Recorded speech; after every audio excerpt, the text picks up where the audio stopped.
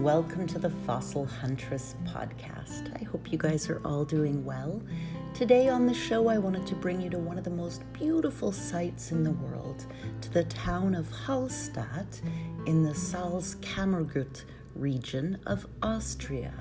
So wherever you are in the world, close your eyes and fly over to Austria, so just east of France and Switzerland, south of Germany, west of Hungary, and just north of Italy, to one of the most beautiful places in the world. So Hallstatt is a town situated on a little lake with 16th century alpine houses, and this part of Europe has been one of the oldest continuously inhabited areas of the world, and this is for many reasons. One, it was a lovely traffic route, and two, it had beautiful salts, and as you know, you need salt to live, and there are gorgeous subterranean salt mines and salt lakes.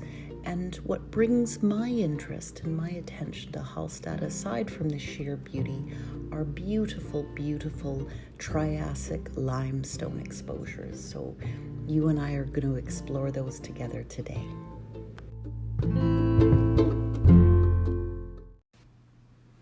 Within the area of Hallstatt, there are beautiful limestones, and these are the world's richest deposit of Triassic ammonite fauna. So we've seen more than 500 distinct ammonite species come out of here.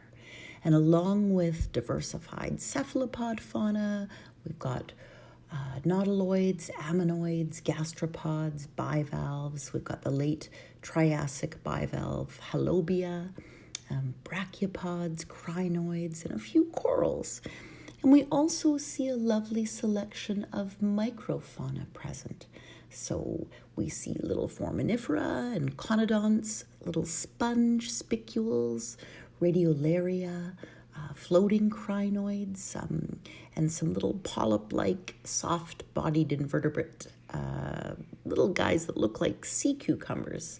They're like sort of elongate in shape and have a tough skin over a soft interior. So it's a wonderful selection of both macro and micro fossils against this gorgeous setting of mountains and icy cold water and just sheer beauty.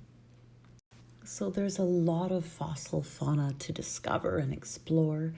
Back in the day, Franz von Hauer did an exhaustive tomb on the Hallstatt ammonites. We published in 1846.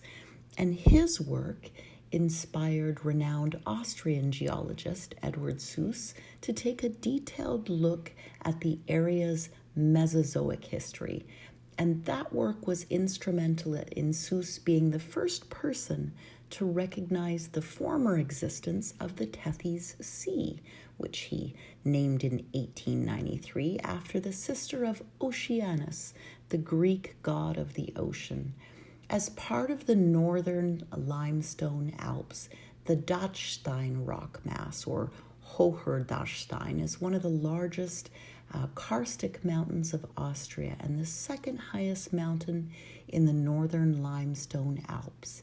It borders Upper Austria and Styria in central Austria, and it's the highest point in each of those states.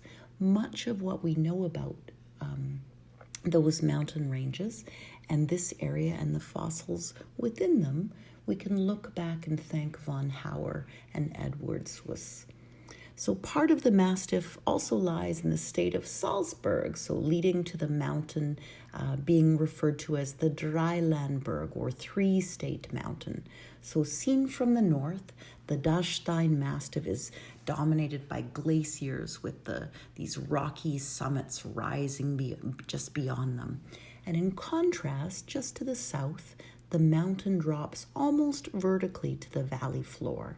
So the karst limestones and dolomites we see here were deposited back during Mesozoic seas. So the geology of the Dachstein Massif is dominated by the Dachstein Cult Formation, or the Dachstein Limestone.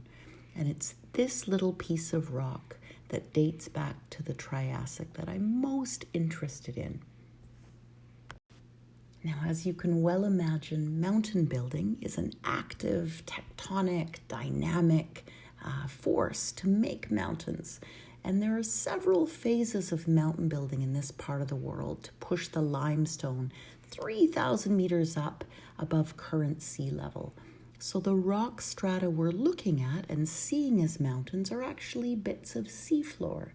So these were originally deposited horizontally and then shifted and broken up and reshaped by erosive forces like the ice and erosion and tectonic forces breaking them and pushing them up.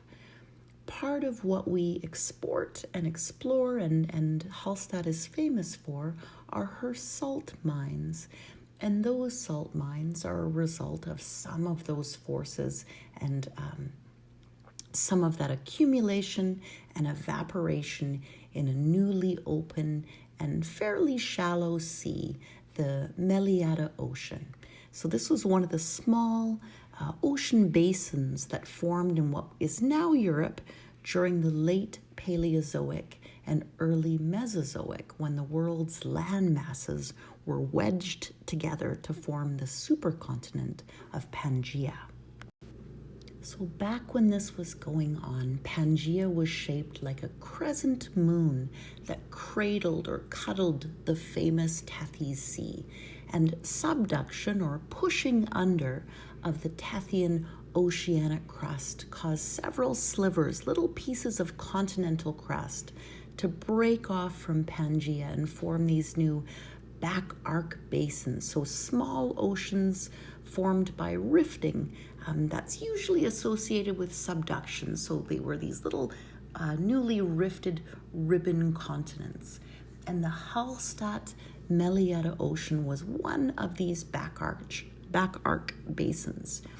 And as it continued to expand and deepen during the Triassic, evaporation stopped and reefs began to flourish. So thick limestone deposits accumulated on top of the salt. And when the Hallstatt Meliata Ocean closed in the late Jurassic, the compression squeezed the low-density salt so that it rose buoyantly and it injected itself into the Triassic limestones above.